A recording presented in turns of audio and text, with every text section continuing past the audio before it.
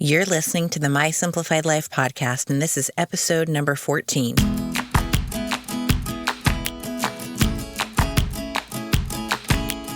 Welcome to the My Simplified Life podcast, a place where you will learn that your past and even your present don't define your future.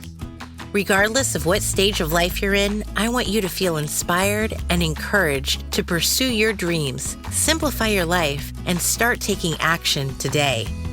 I'm your host, Michelle Glogovac, and I'm excited to share my stories and life lessons with you while taking you on my own journey.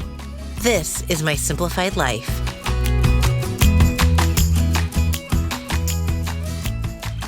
Hey guys, welcome back to another episode of My Simplified Life. I'm your host, Michelle Glogovac, and today we are diving into one of my favorite things that I offer to my clients as a service, but something that I feel strongly about because I know it's changing the world. It's podcast pitching. Wait, did I just tell you that it can change the world? Yes, I did. And here's why. So many of you have messages that others need to hear, want to hear, and deserve to hear. You have something that others can learn from, whether it's your life experience and lessons you've learned, or the fact that you know how to do something that others simply don't and want to learn how. You have a unique perspective and offering that people can benefit from learning about. So today, we're going to talk about how you can get yourself interviewed on podcasts.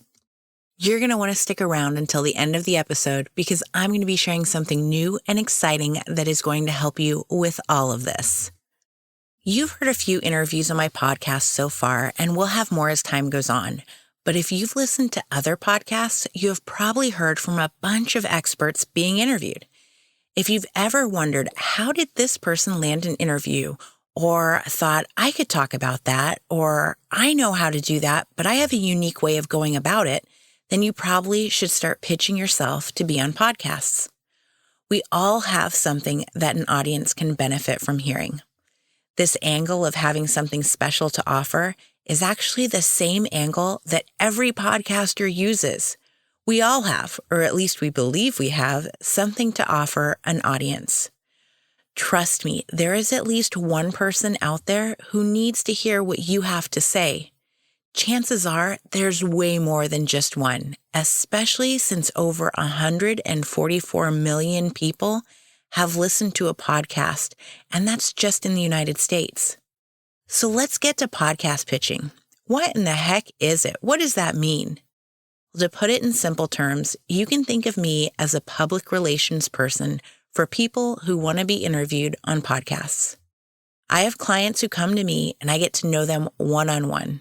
We do an online face-to-face meeting, and then they get to complete a huge questionnaire that I provide to them. This allows me to get to know my clients intimately. Here's the thing. I have to truly believe in my clients in order to pitch them. If I don't believe they have something beneficial to offer an audience, then that means my pitch isn't going to be genuine, and trust me, that will come across to a host. The flip side of what I do is that in connecting with podcasts I'm pitching to, I'm also creating a network of podcasts. These hosts get to know who I am and what type of clients I represent, which means I can go back to them with various clients because the host already knows that I know their podcast and my clients are going to have something that their audience is going to benefit from. Once I've gotten to know my client, I create a pitch email and a pitch kit. A pitch kit is similar to a media kit, and I created my own version that is specific to landing podcast interviews. The pitch email I create is specific to each of my clients, but it also gets personalized to every single podcast I pitch to. Sure, there are some generic parts, such as talking points that my client is a subject matter expert on, but no two emails are the same, and this is a big freaking deal. We'll get to why it is in just a minute. Now that I've armed myself with everything there is about my client, and I've created the perfect kit and email for them, it's time to get down to the research part. Researching podcasts, that is. I pitch to at least 100 podcasts a month. Some are new to me, and as I mentioned, some are already in my network. A lot goes into researching podcasts. It's not simply about finding a podcast and pitching to them. You have to ensure it's the right fit for you or your client. You have to listen to the podcast. And please, please, please make sure the podcast does interviews. It's literally the worst to see someone pitch to a podcast that doesn't do interviews.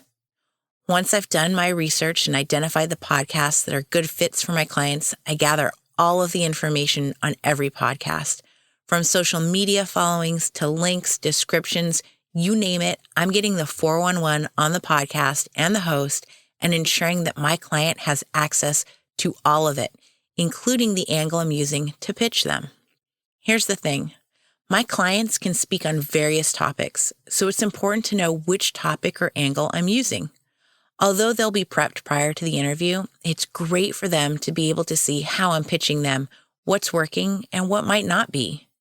Then comes the pitch, and then the waiting.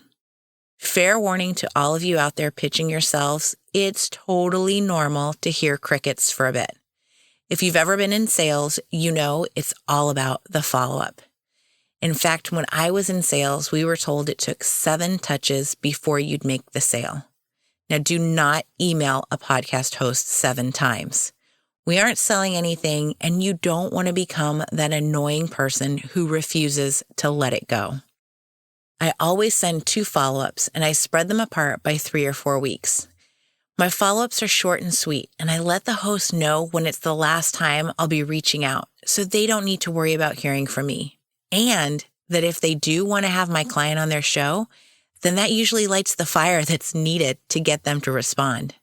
I've received a number of compliments from hosts on my approach because they aren't sales-like or pushy.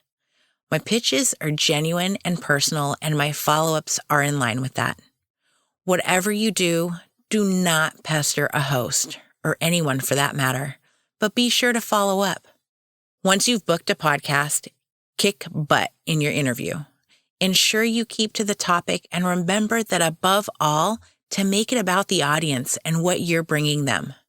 Reminder, this is not a time for you to push yourself and your products, services, books, or whatever you have going on.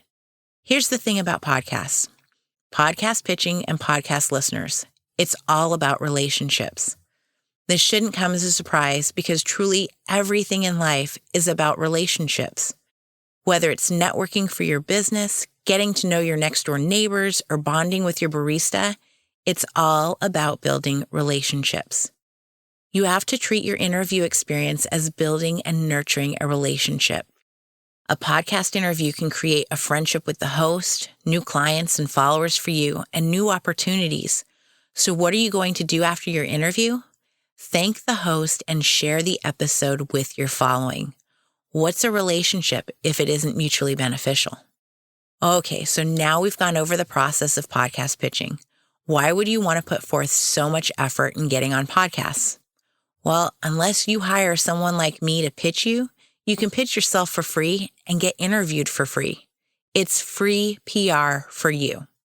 If you still want all of that, but just don't have the time to do the footwork to make it happen, then reach out to me and let's see how we can work together.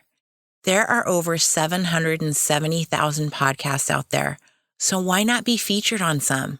And by the way, you don't have to be a podcaster to be interviewed on podcasts, so don't let that stop you.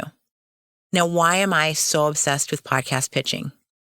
It's because I believe in the people I'm pitching, and you already know that I think podcasts are one of the greatest mediums out there to get messages heard by the masses. Okay, you've stuck around to hear everything there is to know about podcast pitching, and now you're wondering what is the exciting news, right? Well, if you want to learn exactly how I pitch my clients, from the emails I create to the pitch kits I use, right on down to the project management tools I utilize, then you're in luck because I'm launching a podcast pitching course. You can learn how to pitch yourself or sign up to pitch other podcasters. It's going to be epic. There'll be templates for you to use, exact methods that I use, and an exclusive Facebook group where you can get support, answers to your questions, advice, and access to me. The course is called my Simplified pitch, and signups for the waitlist are up on my website, so head over to mysimplifiedlife.net. We'll be launching in January, and I promise you it will be epic. If you're ready to define your future, then it's time for you to start pitching to podcasts. As always, friends, thank you so much for joining me, and I can't wait to hear what podcast you're being interviewed on and to see you over in the My Simplified Pitch course.